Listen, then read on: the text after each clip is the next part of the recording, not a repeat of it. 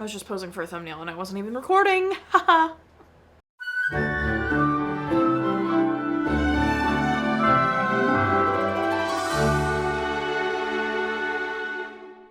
Welcome back to Every Disney Movie Ever. My name is Jess and I'm watching Every Disney Movie Ever. Today I'm going to talk about Confessions of an Ugly Stepsister. Confessions of an Ugly Stepsister is a 2002 television release. It's directed by Gavin, Millar, cinematography by Gerard Simon, editing by Angus Newton, music by Cynthia Millar, and it's written by Quintano. It's based off a book of the same name by Gregory Maguire. Shall we compare? Iris takes care of her older sister while admiring her stepsister's beauty. She gains an affinity for painting and becomes the Master Casper's apprentice. Marguerite makes Iris and Ruth go to the ball, hoping the prince will fall for Iris. Iris secretly helps her stepsister, and the Cinderella story follows. After the prince finds Clara, Cinderella, Iris and Casper live out their days caring for Ruth and painting. Clara ends up dying of a heart problem. The end. This wasn't a very long summary, as you could see, but it did have some similarities with the whole Ruth, Iris, Clara relationship. But it says nothing about Clara dying of a heart problem, and it's a little bit more detailed, but I'm sure the book is even more detailed than the movie is. So, no glaring differences besides the heart problem thing at the end. The film stars Stockard Channing as Marguerite, Azura Skye as Iris, Emma Poole as Ruth, Jenna Harrison as Clara, and Matthew Goode as Casper.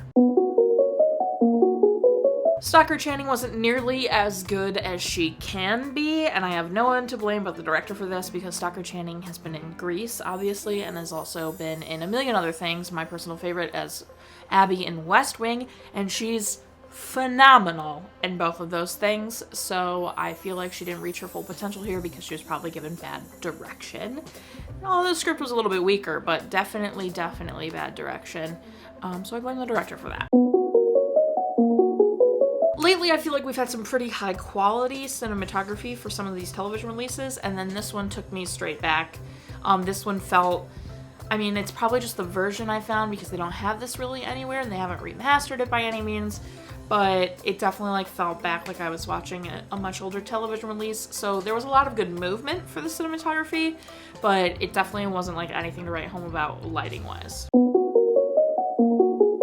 The freeze sketches before every commercial break was not my favorite thing in the world. I understand why they were doing that, because obviously it was a made-for-television release, so it froze and stopped the story and then brought the story back into that same moment or wherever moment when they came back from commercial break. That was my favorite thing. However, this movie wasn't nearly as boring or as cringe as I thought it was going to be, and that means I gotta give the editor some kudos, because for it not to be painstakingly boring, it's huge props to the edit.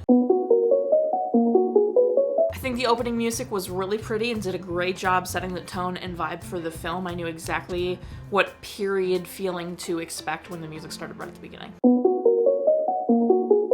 The ominous voiceover right at the beginning of this movie kind of made me think it was going to be a very different vibe and film than it was.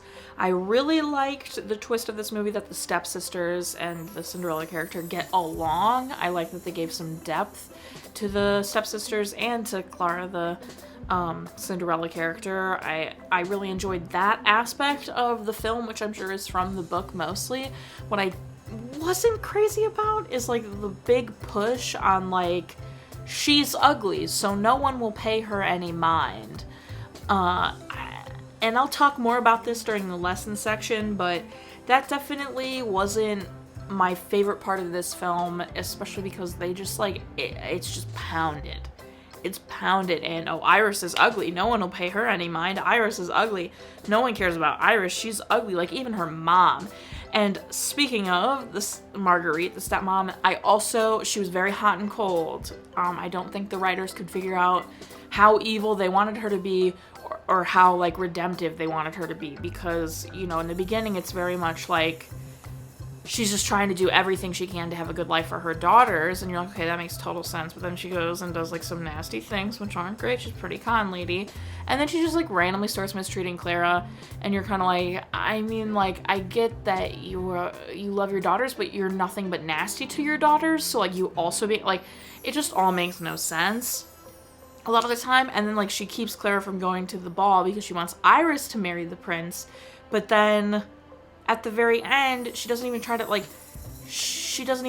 to keep Clara from doing the shoe with the prince or whatever. She just goes and gets him and is like, I hope, like, as much as you don't care about me, that's fine, but, like, I hope you'll show my daughters kindness, like, please. You know, like, it was just, she was very 180, and I blame the writers for that. I already touched on Stockard during the directing, so obviously she's an incredible actress, but again, what I said during the directing segment. Azura, I feel like, did a really great job in this movie. I loved her as Iris. I found her relatable. I found her very sweet. I found her funny, and I enjoyed her very much. However, I feel really bad for, which was surprising, by the way, because I've seen her in an episode of Smallville that she did all right, and she wasn't great, but I felt really bad for her in this movie because the whole freaking concept is that she's ugly. Like, it's literally in the title. And I'm like, why do we keep calling her ugly? She's a very beautiful girl. She's very nice. She's very good looking. And it makes me sad that we're just standing here like, oh, well, she pales in comparison to Clara and she's ugly. She's ugly. No one cares about her. I'm like, oh my God, imagine, like, what an insult. The woman with the scars on her face turning out to be the fairy godmother was actually something I really enjoyed and was excited for. I thought that was going to be something different, and then, like, I think at some point she says, I need to talk to you about the ball. I was like, oh, okay, she's going to be the fairy godmother, which I thought was really interesting. I liked that. And then I really loved the budding relationship between Iris, Ruth, and Clara, however you say it. I loved that relationship. I thought it was very sweet how they all kind of came to be friends and in it together. And I also really loved the relationship between Casper and Iris. I thought that was a very sweet, budding relationship and really well done. I didn't think it was overdone. I thought it was, you know, very slow and sweet and nice at the end. I also, though, didn't care for how they just kept calling her ugly, but I did like how, in spite of the fact that people kept calling her ugly, anytime someone actually started speaking to her, they were like, oh, she's freaking fantastic, she's funny, she's smart, she's talented, and I loved that because I could see what they were going for lesson-wise, but we'll discuss that in a second. But overall, this was not as cringe or as boring as I thought it was going to be. It was actually pretty entertaining. It wasn't the best, but I was able to watch it without getting bored, and I did have a nice time watching it. So that's something. I think it's obvious they want us to learn and take away that beauty's on the inside, and beauty only goes so far, and beauty will expire, and blah, blah, blah. But I don't think they do a very good job of actually sending that message, because of how heavily they're like, oh, Iris is ugly, and she's worthless because she's ugly. She's never gonna get far in life because she's ugly. Like, they just hammer that home, and then on the flip side are like, Clara can get anything and do anything she wants because she's beautiful. She'll be able to marry a prince because she's stunning, and like all this kind of stuff. And like they have little moments that are obvious. Like Casper loves Iris from the very beginning, and it's like, see, it doesn't matter. Like, so it's obvious what lesson they wanted to send, and like they kind of send it, but it's so bombarded by like Iris is ugly and she's never gonna get anywhere because she's ugly that it like is overpowered, and I did not like that. I didn't like that at all. That's everything I have for Confessions of an Ugly Stepsister. I don't know why it's called that. She doesn't confess anything, so it's kind of a bad title. But my final rating is 5 easels out of 10. Our total movie count is. Parent death toll. Oh, there is a parent death toll. Oh my God, our parent death toll is. There's 2. Oh my God, how did I not write that down?